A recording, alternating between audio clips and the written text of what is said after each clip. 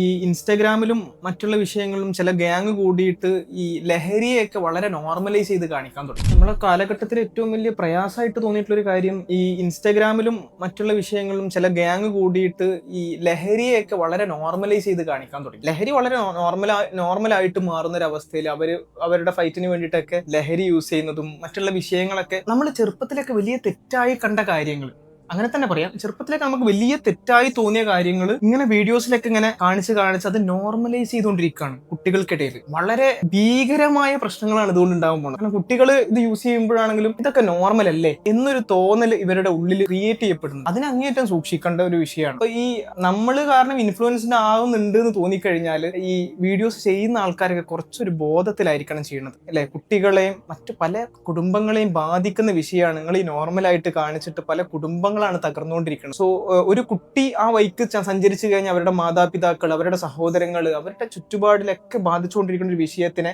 നിങ്ങൾ ഇത്ര നോർമലൈസ് ചെയ്ത് കാണിക്കാൻ ഒരിക്കലും ശ്രമിക്കരുത്. ഇതില് കേരള സർക്കാരിന്റെ ഈ തൂഫാൻ എന്ന് പറഞ്ഞൊരു പ്രോഗ്രാം ശരിക്കും അഭിനന്ദിക്കേണ്ട ഒരു കാര്യമാണ്. തൂഫാൻ എന്ന് പറഞ്ഞിട്ട് ഈ ഒരു വിഷയത്തിനെ തുടച്ചു നീക്കാൻ കേരള സർക്കാരിന് പറ്റട്ടെ എന്നും ഈ തൂഫാൻ കൊണ്ട് അത് സാധ്യമാകട്ടെ എന്നും ആശംസിക്കുകയാണ്.